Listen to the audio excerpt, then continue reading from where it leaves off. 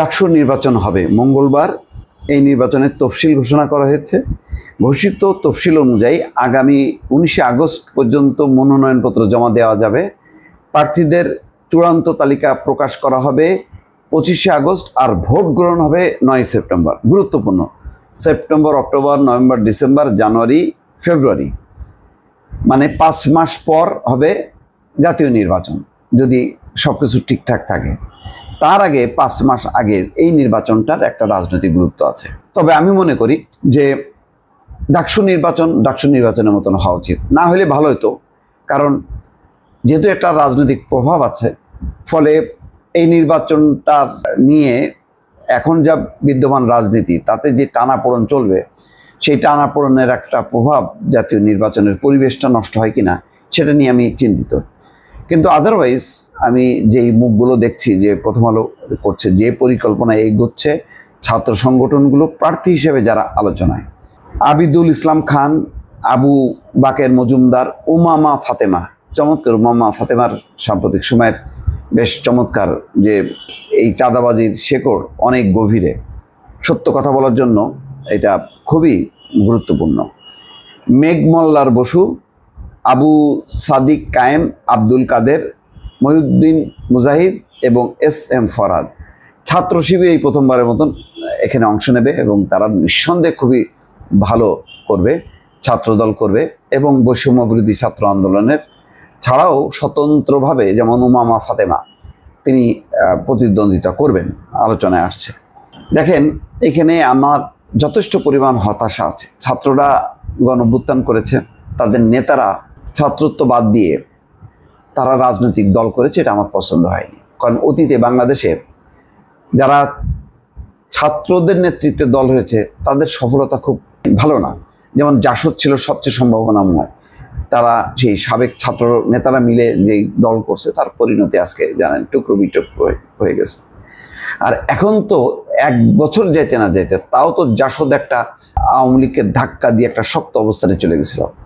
এখন যারা শুরুতে 1 বছর যেতে না যেতে যে ধরনের চাঁদাবাজি, যে ধরনের বৈষম্য বিরোধী ছাত্র আন্দোলনের কমিটি যেভাবে বিলুপ্ত করা হলো, এই ঘটনার পর ভাবমূর্তি বলে কিচ্ছু থাকলো না।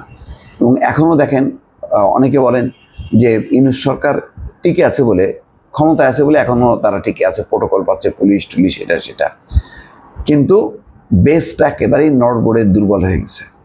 এবং তাদের মধ্যে যে নেতৃত্বের দর কষাকষি, কোন্দল এবং ওই চাঁদাবাজদের পৃষ্ঠপোষকতার যে অভিযোগগুলো আসছে, ইভেন মন্ত্রণালয় পর্যন্ত, এটা ভালো লক্ষণ না। এইটা মানে বোঝা কাঁধে নিয়ে সামনে এগোনো খুবই কঠিন।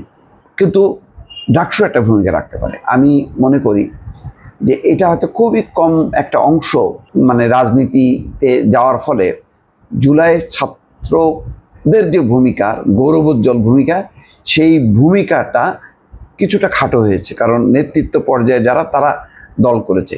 কিন্তু হাজার হাজার স্টুডেন্ট, তারা কিন্তু বিভিন্ন বিশ্ববিদ্যালয়ে আছে, বিভিন্ন শিক্ষা প্রতিষ্ঠানে আছে, তারা কিন্তু রয়ে গেছে। আমি বলি তাদেরকে রিজার্ভ ফোর্স।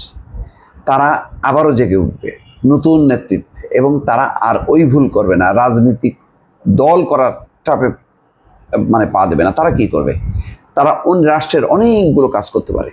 যেমন দেখেন, ট্রাফিক ব্যবস্থাপনা, যদি এমন হয় ট্রাফিক ব্যবস্থাপনা ভেঙে গেছে, তারা রাস্তায় নেমে দেখায় দেবে যে ট্রাফিক ব্যবস্থাপনা কীভাবে করতে হয়। এই যে পাড়ায় পাড়ায় যে চাঁদাবাজি, দুর্নীতি, তারপরে দখলদারি, তারা পাড়ায় পাড়ায় প্রতিরোধ কমিটি করে দেখায় দিতে পারে। এই কাজগুলো বর্তমান যে নেতৃত্ব, হাসনাত আবদুল্লাহ, নাহিদ ইসলাম, সার্জিস আলম, এরা যদি করতো 3-4 বছরে, তারপরে তাদের ছাত্রত্ব শেষ হতো, তারপর তারা পরিণত বয়সে দল করতো, যেমন নুরুল হক নূর। এটা করলে ভালো ছিল। কিন্তু ধুম করে তারা, অনেকের অংশগ্রহণ ছিল এই আন্দোলনে, কিন্তু তারা তাদের মতন করে দল করার মধ্য দিয়ে একটা ভাঙন তৈরি হলো, একটা দ্বিখণ্ডিত অবস্থা হলো। কারণ তাহলে এখানে ছাত্র দলের ভূমিকা কোথায়, শিবিরের ভূমিকা কোথায়? আর আপামর ছাত্র সমাজ, তারা তো মানে বাংলাদেশ যখন বিপদে পড়বে তখন তারা আগায় আসবে। তারা তো পার্মানেন্টলি এই কাজটা করবে না, কারণ তাদের তো মূল কাজ এখন পড়াশোনা করা। তো ডাকসুটা একটা ভালো ভূমিকা রাখতে পারে। ডাকসুতে যদি এরকম অরাজনৈতিক কিছু চেহারা যদি বের হয়ে আসে, নির্দলীয় কিছু চেহারা বের হয়ে আসে, তাহলে শিক্ষা প্রতিষ্ঠানগুলোতে যে নৈরাজ্য, সেই নৈরাজ্য অবসানে তারা একটা নেতৃত্ব দিতে পারে। সামাজিকভাবে তারা পাড়া মহল্লা প্রত্যন্ত এলাকায় এই যে মানে মানুষের পাশে দাঁড়ায় থেকে চাঁদাবাজির বিরুদ্ধে, দুর্নীতির বিরুদ্ধে, দখলবাজির বিরুদ্ধে, তারা মাদকের বিরুদ্ধে, সবচেয়ে গুরুত্বপূর্ণ মাদকের বিরুদ্ধে একটা যদি প্রতিরোধ গড়ে তোলার মতন একটা অবস্থানে তারা পৌঁছাইতে পারে, আমি মনে করি এটাই হবে দেশের জন্য কাজ করা। নতুবা শুধু শুধু আমি নির্বাচন করব এই দলের পক্ষে ওই দলের পক্ষে, কোনো দলীয় শাখা উপশাখা দিয়ে যদি ডাকসু রাকসু চাকসু এগুলি তৈরি হয়, এটা হবে দুঃখজনক। ভালো থাকবেন। আল্লাহ হাফেজ।